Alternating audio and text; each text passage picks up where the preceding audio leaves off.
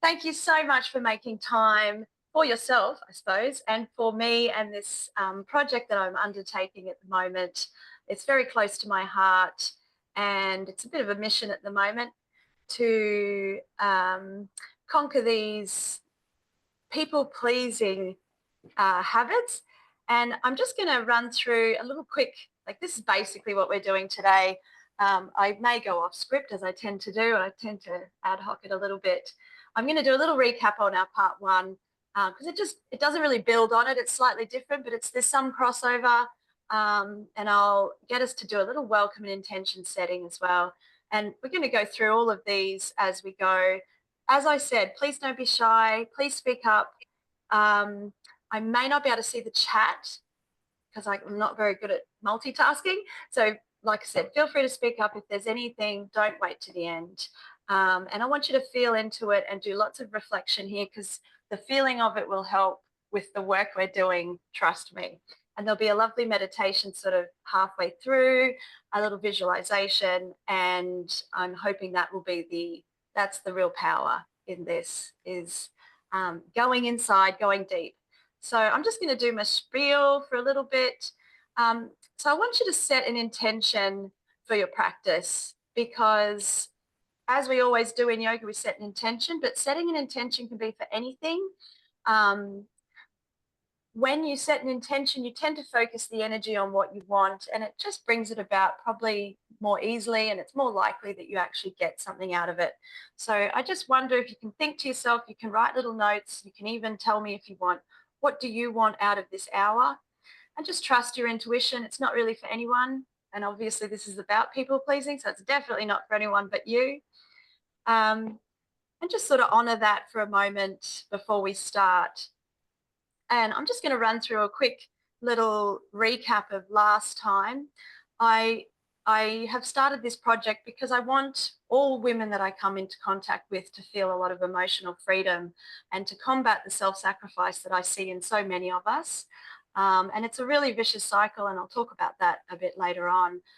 So I'm all about empowerment and being able to live your best life and be your best self. So this is my journey. I've harped on about it before, but I will continue to. And so in our part one, we did similar things. We talked about self-sacrifice and guilt and lots of things like that. And we did a parts work exercise in that one. We're going to do an exercise today that's not parts of ourselves, but it sort of incorporates a similar theme where you're going inside and you're finding the strength within you and sort of getting to know yourself really well, understand what's blocking you, what is creating these behaviors, get a really deep understanding of that and have the tools to combat it is my big one. I want all of the stuff that I've learned in 17 years of psychology and trauma therapy to be able to get to more people because I feel like just one-on-one is not enough. And I've just got so much that I want to share. So I feel like I'm much more suited to groups and my yoga and my retreats. And so this is my mission. So the topic, as you know, tonight is people pleasing, and it is similar to self-sacrifice. It's all connected. It's all a big web. But I think most of you here will know this quite well because you wouldn't have signed up for this webinar if you didn't. And so I'm just going to run through some of the theory and some thoughts around it, and I'm going to ask some questions for you to really reflect and go deep on this. People-pleasing is a pattern of behavior, obviously, and it's really a protective pattern of behavior. And it starts very early on in our life, and I will talk about its origins. And you've probably heard of fight, flight, freeze. Everyone knows about the trauma responses that we tend to undertake. If you haven't, it's basically where it's basically an animal instinct. So it comes back to our deep roots evolutionarily that we need to survive, we need to stay safe, and we need to stay connected to our tribe. So there's nothing more dangerous than abandonment when you're young. And in an evolutionary sense, we have to do what it takes to not be rejected or abandoned by our tribe because that would literally kill us. So it is a survival strategy, and the people pleasing sort of comes under the category of fawning. There's actually another one, flop, and that's more of a dissociative response. But the fawning and the people pleasing, it doesn't have to necessarily come from massive trauma. Most women that I know have had to alter ourselves or change our presentation to our caregivers to either make sure they're okay or to appease the situation so it's less dangerous in some way or another. So we learnt to stay connected to our caregivers by suppressing parts of ourselves to keep that connection. And so what is formed in those first years of life, especially in the first 7 years of life, literally sets up our brain. It has physical structures in the brain that are created in that attachment system. And this is not just a theory. This is science. It's proven that these neural pathways are set in stone in those early years. And then it takes the rest of our life to heal them and change them. So abandonment feels dangerous, and it is in your bodies. It almost can feel like a type of death, because you would die if you didn't have that connection. And it is a very painful feeling. So most women have learnt to be good, to be helpful, or even to be invisible so that it keeps you safe. And so this people-pleasing response can become very powerful. And I hear people sort of talking a lot about the guilt and shame that comes with people-pleasing, because we think we can just stop it. It's like, we'll just say no. But it's actually not that easy. It's often buried deep, deep down into our unconscious, and these wounds, our parts of ourselves will do anything to protect us. And so even as an adult, when you think, I'm smarter than this and I'm grown up now and I've got all this power and money and I can do what I want, it still doesn't feel right. It can feel like a real threat to break the pattern. And of course, sometimes we can have extreme reactions like shame, guilt, and they don't feel very comfortable. They can feel very strong if your early environment wasn't very safe. So I hear the good girl narrative a lot due to our socialization. Women have to be helpful, don't upset anyone, definitely don't be aggressive, don't be too loud. And so in the long run, when we perpetuate these behaviours, we actually end up abandoning ourselves. And that's my other big mission. I talk a lot about self-abandonment because it's actually like a sneaky feeling in our bodies. It can really creep up and lead to a lot of burnout. And what we've actually been doing is abandoning what we need, what we want, and our authentic selves. So I've got just a couple of little thoughts here around how we end up suppressing our needs really ends up changing our identity. Often people who are prone to self-sacrifice and people-pleasing will end up in helping roles, teachers, nurses, psychologists, doctors, things like that, or mums, or even just that you become that person to your friends, your partner, and secretly it builds up a lot of resentment and even contempt towards other people, because the pattern is so hard to break that we will end up sort of harboring really negative feelings about that lack of power and feeling small in compared to the other. And this feeling like I just can't show up as me, I can't show up as my true self, or it'll be rejected, abandoned, I might get criticized, or even worse, I might get hurt. And so it really has an impact on our relationships with others, and especially our relationship with ourselves. So I'll talk a little bit about that. So there is a vicious trade-off. We learn to trade our authenticity, so we just can't be. We have to perform a role, and that is a trade-off for the attachment, for the connection, and ironically, in the long run, we can't connect with ourselves. So it does keep you safe. It is a safety strategy. It's a survival strategy in the beginning. And then in the end, we end up developing a lot of shame and stuckness and feeling really exhausted with this behavior. So if anyone has thoughts feelings or anything to say about that, please jump in. And I'm going to, I love my little diagram there. There's a lot of words on it, so it may not make a lot of sense, but I'm going to talk you through it. So Gabor Mate talks a lot about how as children we've had to sacrifice our authenticity in order to not be abandoned. And there is nothing more painful than abandonment. And research on our vibration and our energy and our emotions has shown that one of the most powerful feelings in the world is authenticity. A lot of people think it's love, but it's actually authenticity. So being able to show up, warts and all, vulnerability, being able to feel strong in the world, even if the world feels unsafe, feeling confident, powerful. These are things we have to sacrifice if our early environments and even our teenage environments don't feel safe and don't feel unconditionally accepting of who we are. So we have to sacrifice one for the other.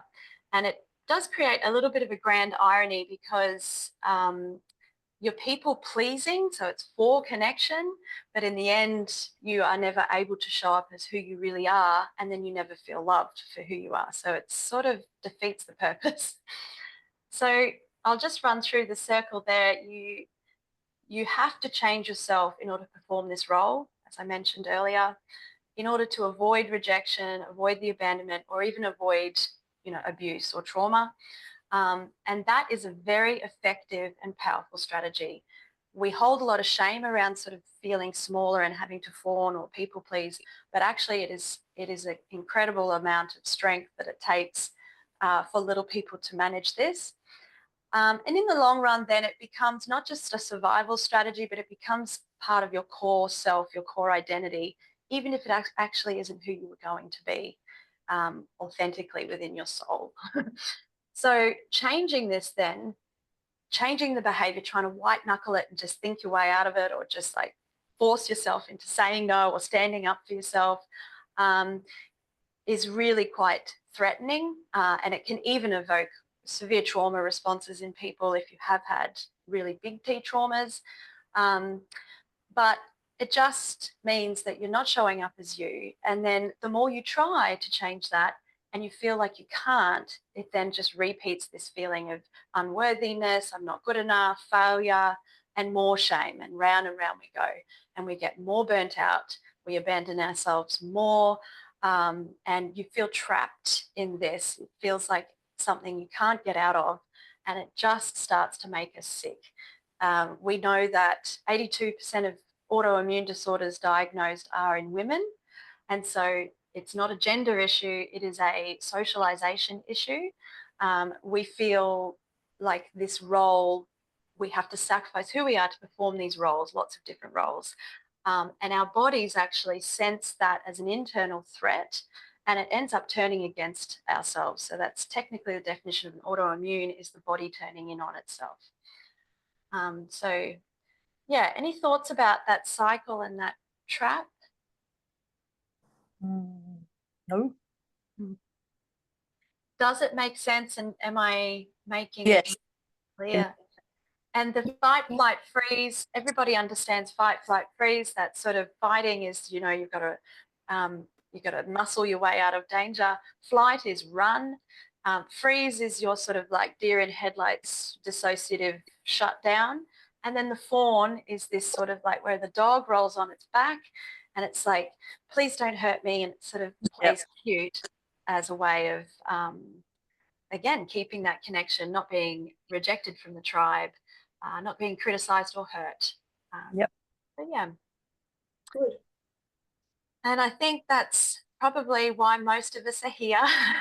And I'm sure we're all feeling familiar with that. So I'm going to ask some interesting questions. I find these really quite evocative questions. So feel free to get your pen out or even just think about it to yourself. But as you think through this, try and feel into it as well. I want you to get a sense of how this feels in your body. Because when we do our visualization meditation very soon, you want to be able to activate some of that and notice the difference when I do the little intervention that we're doing. So I'm just going to ask you to have a think privately to yourself if you like. You don't have to share. It's very personal stuff anyway. So what do you most often to pretend to be okay with, even though deep down it feels like it's draining you or it's hurting you or it's not what you want? So just think to yourself, maybe write down a few examples and we'll use this in a little bit.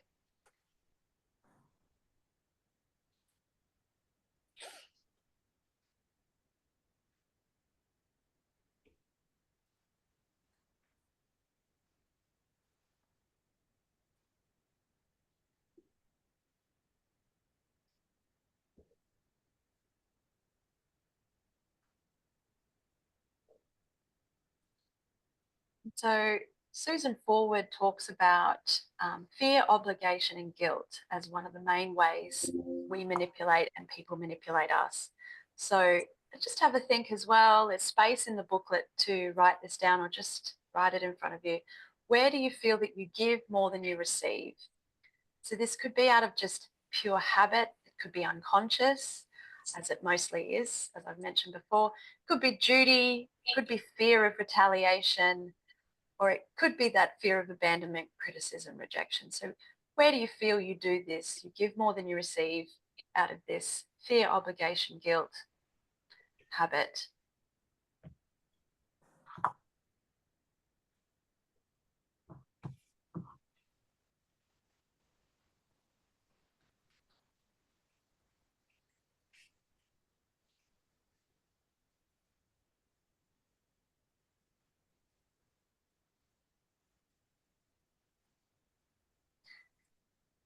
And then keep reflecting, keep your juices flowing. The next question I thought I would ask you is to think about the role you might find yourself playing most often in your relationships. So this might not be professional and it might just be personal. It might be both. You will find that there's a pattern in your life that you find you end up just going into this role that you're not really comfortable with, but it just keeps happening. And it feels like it's protecting you somehow, probably from being truly seen for who you are deep down, or to protect you from being vulnerable. So just thinking about that.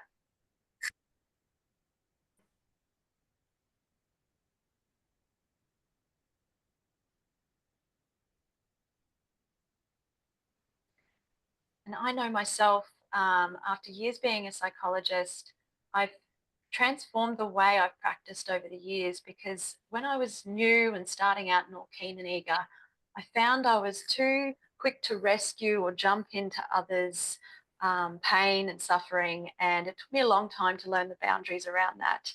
And I found that I often, even when I really didn't want to, I found myself saying yes or overcommitting to things because I wanted to help, but I found in the long run it was depleting me a lot, hence why I started this whole I Choose Me project. So maybe you can relate to some of that.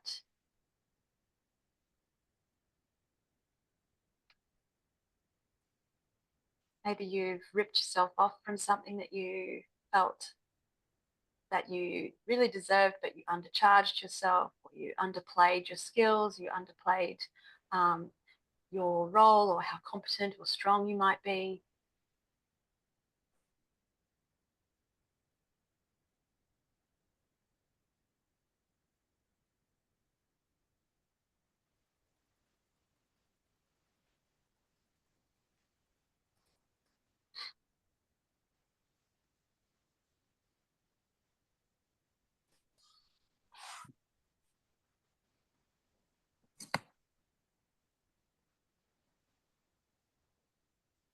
And then just thinking about the parts of your life. So we tend to have little sections of our life, maybe spiritual, we might have our work, we might have our friendships, our intimate life, we might have our purpose or our job. So we have parts of our life, and just have a think, which part of your life feels the most out of alignment with who you truly are. This will give you some clues as to where you find the people pleasing will show up the most.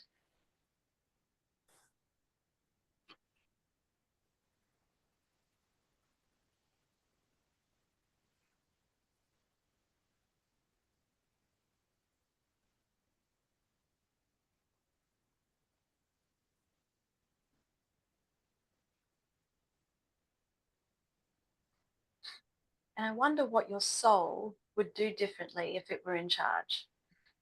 You know, our soul or our higher self, source energy, whatever you want to call it, what would it do differently if it were the one in charge?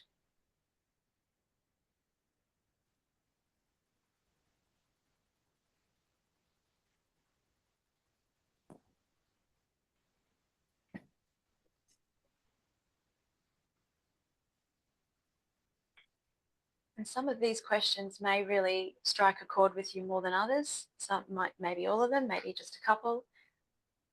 One final question, you can always come back to these if you need more time. What's one way that you might be betraying yourself or ignoring what you truly want in order to be loved, accepted, or needed?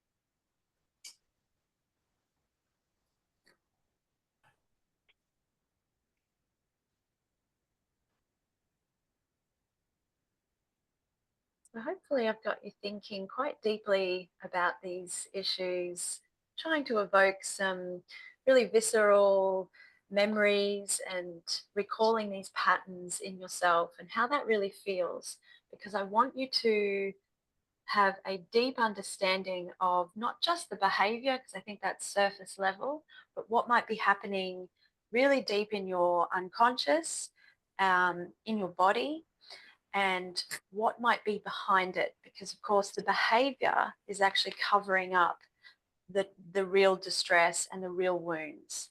So if you can get a sense of what might be behind it, you're on your way to healing it.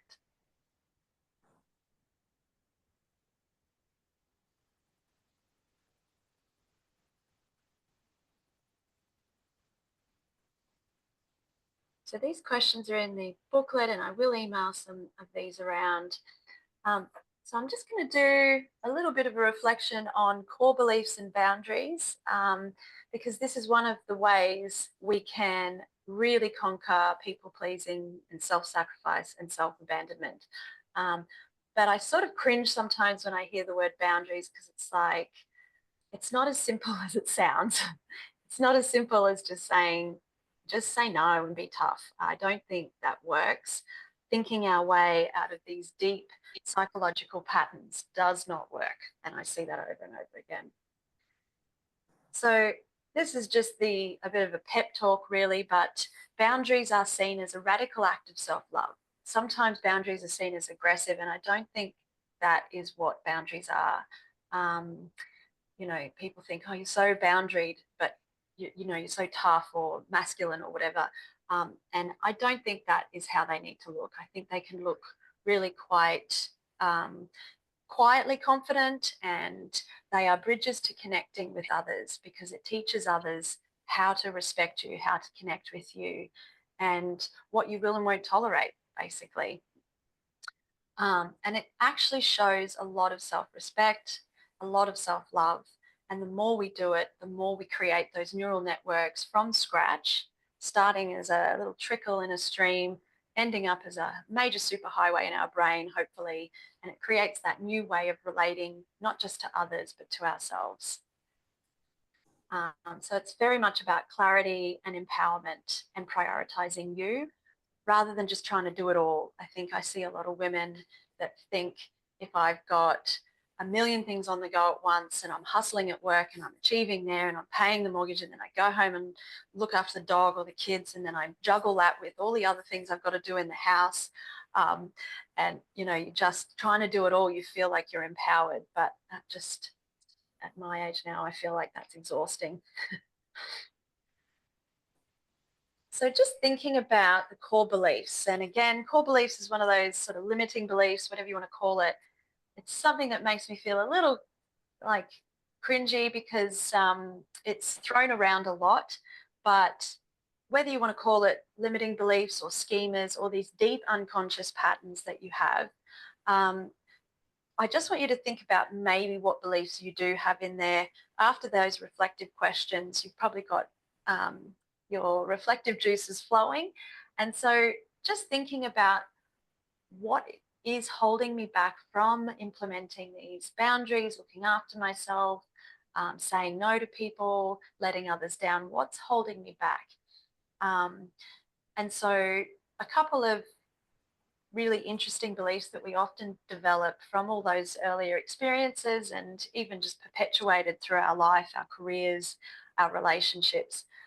It may just get reinforced in your mind that it's selfish if we put ourselves first. I hear that all the time from women. I'm failing if I can't keep everybody happy. Rest means I'm lazy. Taking care of myself, selfish. I'm only lovable if I can be of need or of service. I'm not able to be accepting just who I am simply because I breathe. I have to have a purpose and I have to achieve something. But just having a think about those, you can jot them down.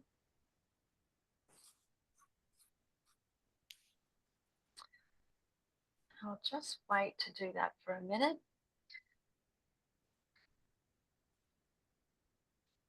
So anything that you feel I haven't touched on in this sort of category or in this theme, if there's anything that feels missing, please let me know.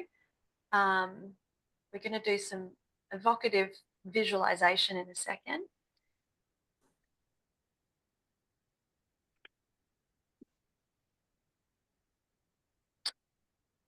Good job. So just moving on to the best part of my webinar. So as you know, I don't do webinars that are just information overload or just throwing theory at you. I mean, I could do that. I could talk for ages. But I really like to get a felt sense of these patterns and these emotions within us and these unconscious beliefs, because without feeling it, nothing changes. You can't think your way out of this stuff. As I said before, you have to have a visceral sense of the resource in you. So I'm going to create a little meditation and visualization in a second. It's called the animal spirit resource. Sounds woo-woo, maybe it is, but it's going to allow you guys to really just settle into your body and explore what this feels like within you. And I'm going to provide an animal spirit resource that's going to help you in times of where this pattern shows up in your life. So it's going to be able to help you stay really strong and courageous, feel confident and feel unconditional love for yourself, I hope, so that you don't feel the uncomfortable rise of those trauma responses when you're faced with this dilemma. So just in preparation for our meditation, I've done something similar like this with one of my day retreats. So it's similar, but I've tailored it a little bit. I want you to start thinking about an animal or a spiritual figure or a spirit or something imaginary that's going to embody the qualities that we need to combat and really unravel this people-pleasing tendency. So I'm going to run you through all the qualities and I'm going to get you guys to just think of these resource figures for yourself. Now, don't overthink it. Just see what comes to mind. And I want you to just sort of settle into the space, slow your breathing down for a second. And you want to just do this intuitively. It's not a thinking exercise, sort of. You want to just feel into it. So we're going to select a couple of resource figures for each of you. You're going to do this, like I said, for yourself. And it may be an animal, it might be a spirit or a character you've seen, or it could even be a place actually that has these qualities and it represents that to you. So I'm going to run through the qualities and I want you to just make a note of each of your three resources. So we're going to have someone or something, an animal or a spirit that feels protective. So just thinking about something that embodies the traits of protection, bravery, strength, courage, and steadfastness. So this could be real or imagined. An animal is really, they can have these great qualities. Could be spiritual or magical. There's no rule here. Just anything that comes to mind.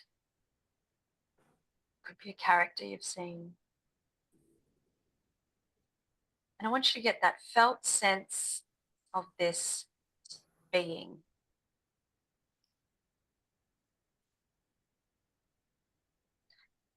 And then the next resource I want you to think about is a wisdom figure. So this is going to be your wise resource. So I want you to think about, and it may be the same being, figure, animal, spirit, but you want this one to have the qualities of wisdom, presence, and guidance. So it's going to feel maybe similar to protective, but this one has the wisdom of the ages. So it just feels like it is tapping into some source, universal energy that only a wisdom figure can have. So what does that look like to you?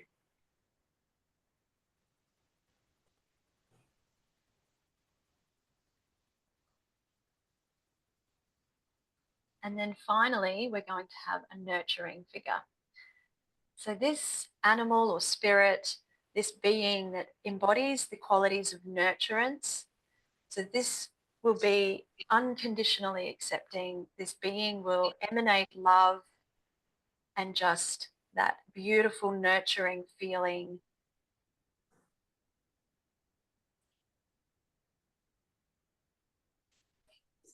Like I said, animal, spirit, could even be a place. Just something that represents those qualities to you, and you can really embody that.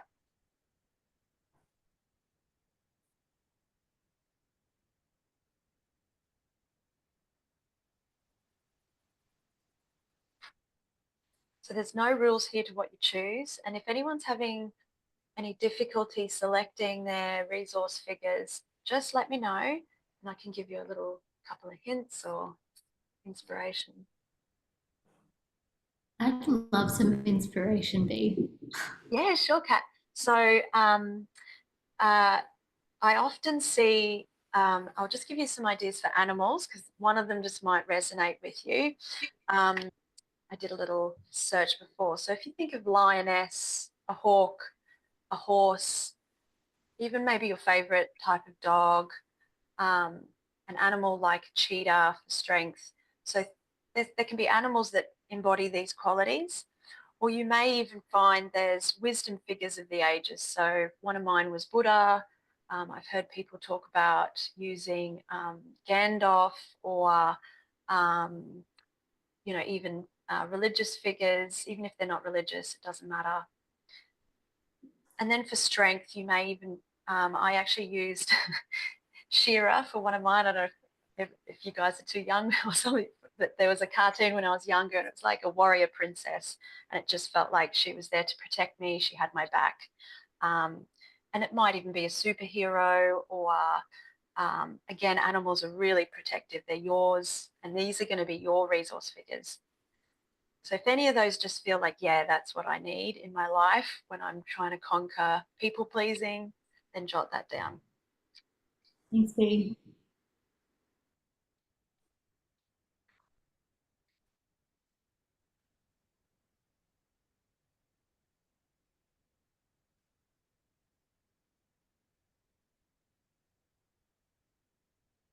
So give me a little thumbs up if everyone feels like they've selected something for this experiment. You can always change it later, and I will send around the recording so you can do this time and time again. And if meditation at this time of night is not your thing, you can just sit and reflect quietly, or you could journal. You don't have to go into the meditation fully if it just doesn't feel right for you, but give it a go. I think you'll enjoy it. I'm just going to test out just my music here for a second. Can you guys hear that? Yes. Yep.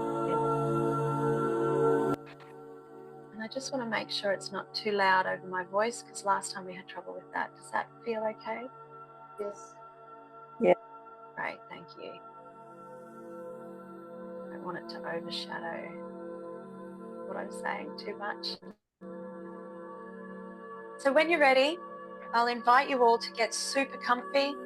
I remember last time a couple of people even lied down during this in the webinar, so feel free to lie down or just sit comfortably in the chair that you're sitting in. And just pray the kids don't interrupt you for a little while, or the dog. I'll invite you to just take a few big nourishing breaths, so breathing all the way in till you feel your whole body expand. And then exhale all the way out, just starting to let go of the tension of the day. Starting to arrive in your body. And this is just for you, this practice. Nowhere to go, nothing to do. This is for you.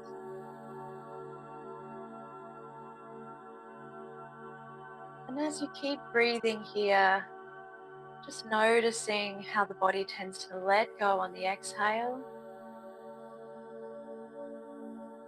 And there's a slight uplifting or energizing breath on the inhale.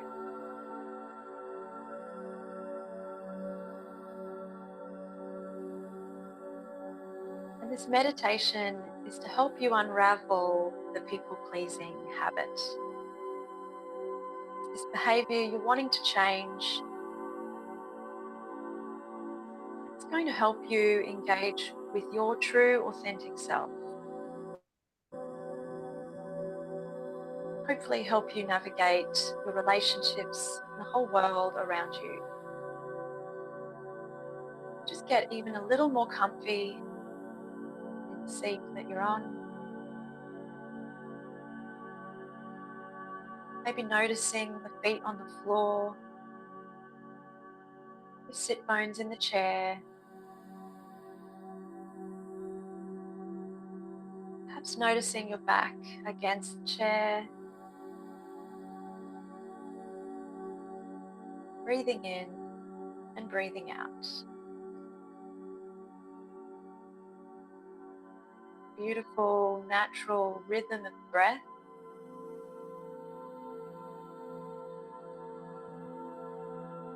Just allow your breath to carry this sense of relaxation throughout your whole body.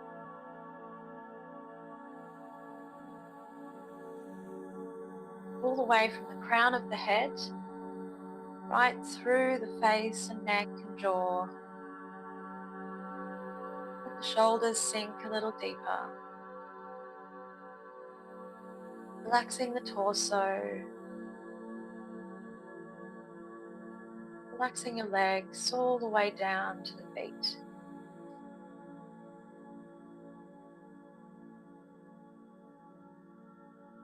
I want to welcome you into your own body. So the only true home that you will ever know is yourself.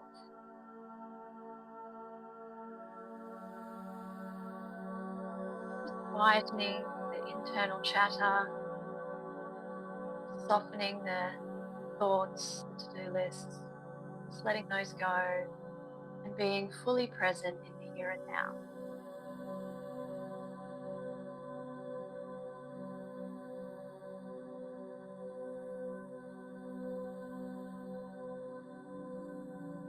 Just feeling this soothing, calming energy throughout the whole body.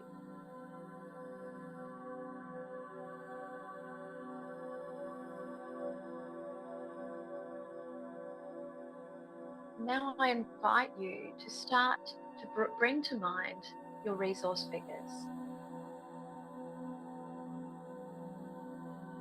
Starting with your protector. This protective figure that you chose, or maybe you're choosing it now,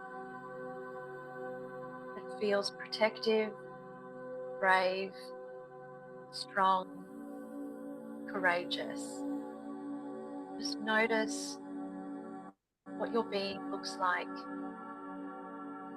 Bring it to mind.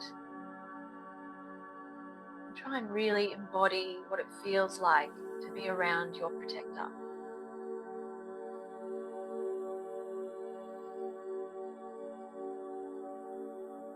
noticing what they look like, how they carry themselves, how they behave.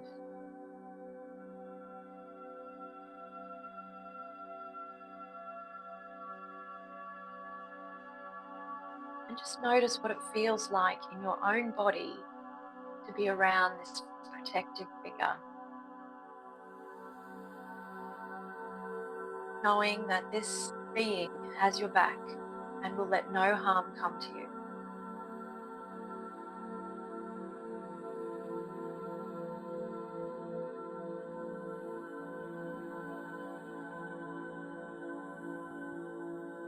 Truly embodying that feeling, that support, and that strength.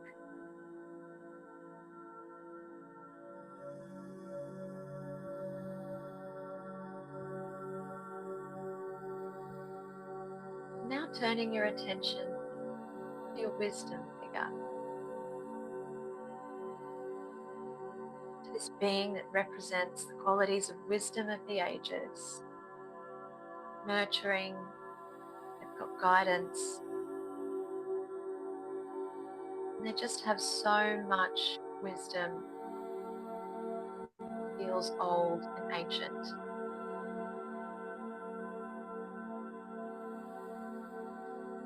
And again, noticing what it feels like to be in their presence.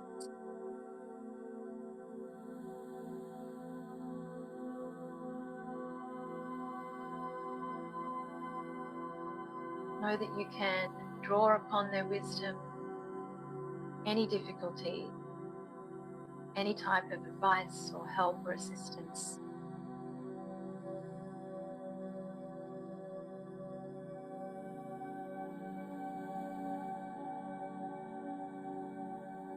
And then finally, bring to mind your nurturing figure. So this being that represents unconditional love and acceptance. Just emanating unconditional love, nurturance, that protective quality.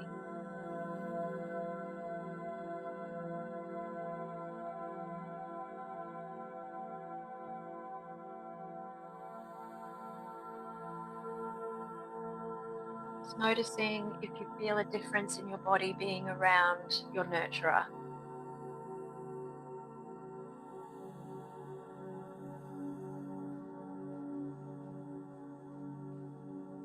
Taking on their presence, their energy, feeling that support around you.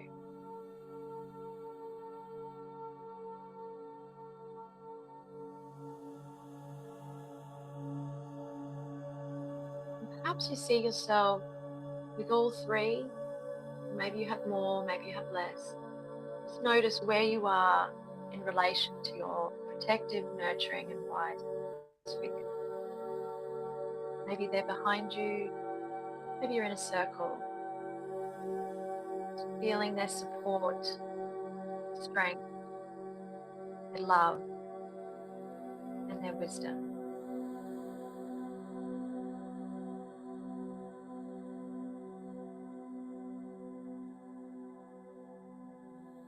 And I'll get you to draw your attention now to some of the people pleasing we discussed earlier. Some of those memories that felt difficult, where you felt trapped, self-abandoning, maybe saying yes to things you didn't want, maybe feeling coerced, or just feeling like you didn't have a choice. Notice how that feels in your body. And compassionately observe this pattern.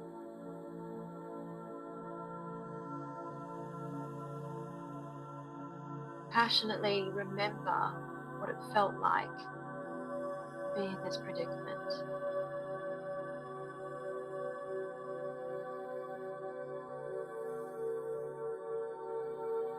Bring into mind the full difficulty of that experience if you can, if it feels okay.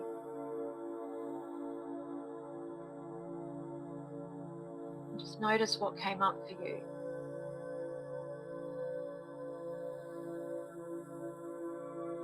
Maybe it was the fear of letting someone down, the anguish of having to say no when they were asking something of you.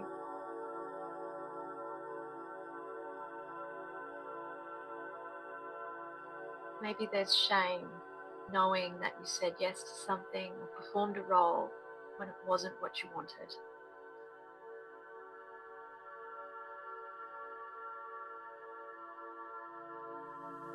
Remembering, acknowledging, just noticing how uncomfortable that feels and that it was not your fault. There were deep emotional patterns playing at work here.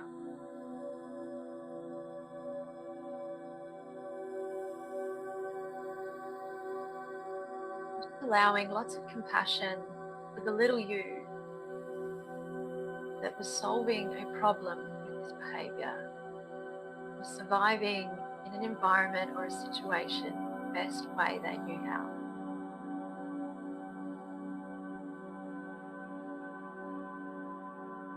I want you to send lots of compassion to that young part of you, trying so hard,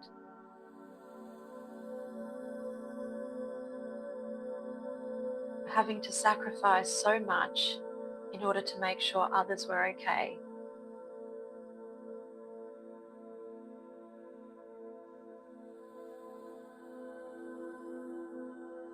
Really bringing this to mind, I want you to also call upon the strength of your protected figure, the wisdom of your wise figure, and the unconditional love of your nurturing figure.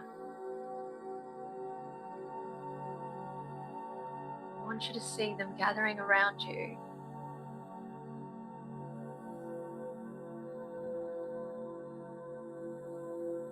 and just notice, perhaps they have something to say. Perhaps there's no words, it might be a felt sense. Maybe it's telepathic or just a message that you feel is coming from them.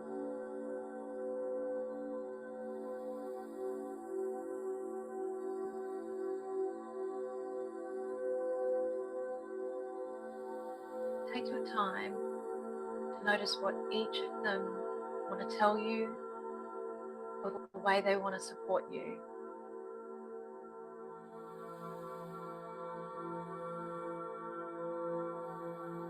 Just notice how that feels in your body, in your being, in your soul.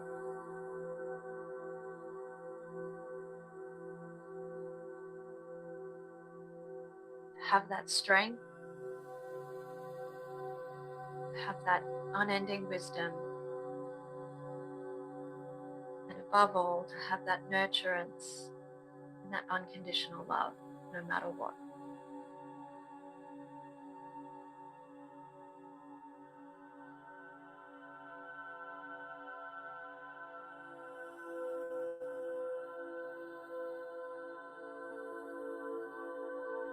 Allowing this experience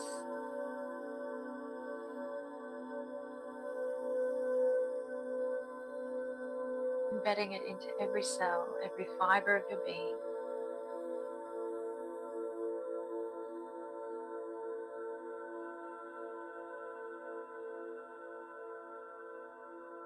And take your time now, with each of your figures, I want you to send deep gratitude and thanks to each of them for supporting you in this way. Just ask if they can be with you when this pattern shows up again in your life. Knowing that you can draw upon the qualities they embody and that you don't have to do it alone.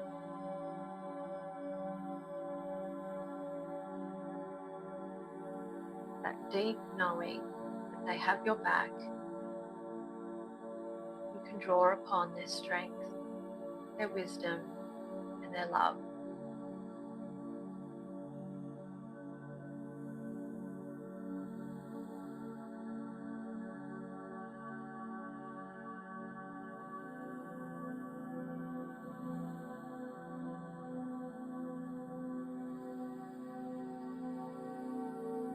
very gently, I want you to say goodbye to them, just temporarily, knowing that they are always at hand.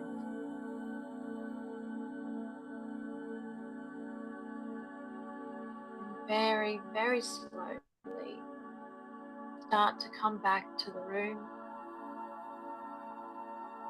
to your present surroundings.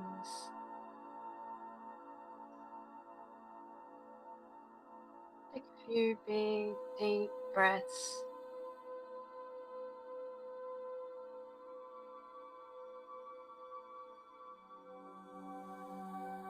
And when you're ready, feel free to open your eyes.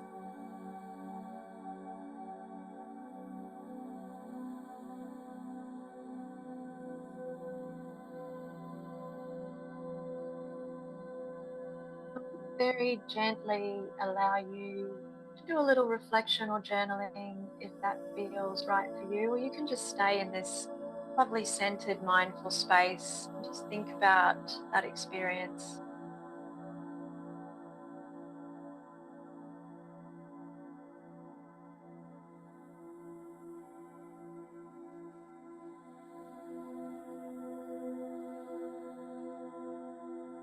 Give you the chance to maybe reflect on what that felt like, and if that filled those needs, or it could feel like it could solve that problem for you moving forward.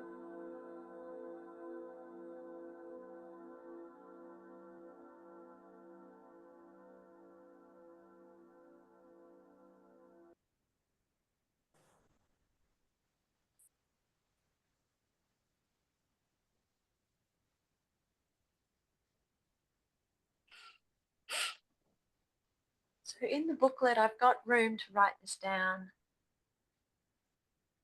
but you can just reflect on it yourself. So it's always the most effective way of combating something in our psychology, in our brain, in our unconscious, is to not just feel it. I mean, that's one of the most powerful ways, but also to write it down. So making a statement to yourself, and I realized I spelt commitment wrong. So make a commitment to yourself, just that perhaps next time you run into this pattern or this trap or this quandary that you come up with, have a statement in mind, like an affirmation or just a commitment to yourself. But more importantly, if you are ever faced with a situation where it feels like I'm going to fall into that trap again, you can visualize your spirit animal being wise, nurturing, and protective figure to help you feel completely grounded in your body and your resources. So because people pleasing is partly a trauma response and it does evoke a lot of stress hormones, we have to go inside, calm the nervous system, and be in that nice parasympathetic state in order to change the behavior. If you try and do it when you're in a state of fight, flight, freeze, and it's stressful and there's lots of shame, it will not work. Your unconscious parts will just go back to what they know, which is the historical behavior. So I'd just love to hear from any of you about if that felt okay. You don't have to talk right now. I know I've just taken you into a meditative state, so you may not feel like chatting. But I would love to hear from you, even not today. You can even email me or let me know after the webinar. But any thoughts at this point?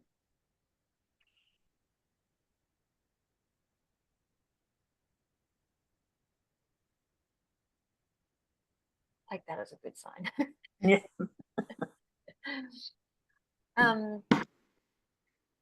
So I found this exercise quite useful when I was faced with, I know there's certain things that really catch me when I have this people pleasing will kick in. And I, for some reason, had an elephant in one of the visualizations I did. And I just remember it's almost like I could reach down and just sense that, that feeling of having that part with me. And it did help visualization is incredibly powerful. When we do MRI scans on the brain, functional MRI scans, we don't really know the difference between visualization and reality. So our brain's visualization can feel very real and quite powerful. So see how you go. I'd love to hear from you if you find this useful moving forwards. Yep. And I will be sending around a whole bunch of resources, and if there's anything extra you want or any requests, I'm really happy to people please you. No. I'm really happy to think about that. And I just gave you the option to give me feedback or questions, so you're more than welcome to speak up or let me know after if there's anything. Okay. Thank you. Just one final little slide. So as a big thank you, I've got 20% off for all you guys, webinar 20. If you are planning on coming to any future retreats or using any of the programs that I'm putting up, you can have 20% off as a thank you for supporting me tonight. Even those who might be watching the recording as well, because I know a few people wanted to see the recording as well. And I do have a 21-day challenge coming up on the 21st of July. It's only $33, and each day you'll get a little meditation or a little bit of inspiration and journaling. And I do a free coaching call at the end of the second week. So it's 3 weeks. So if you want to take this further and have a little daily reminder from yours truly, I'd love to have you on board for that as well. It's my pilot program. I haven't done it before, so just Sounds good. Sounds good. Thanks, guys. So I'm going to stop the recording, and feel free, you can hang around. You don't have to disappear, but if you've got things to do, I understand as well. Okay. Thank You're welcome. you, Belinda. Thanks, guys. Thank you you. so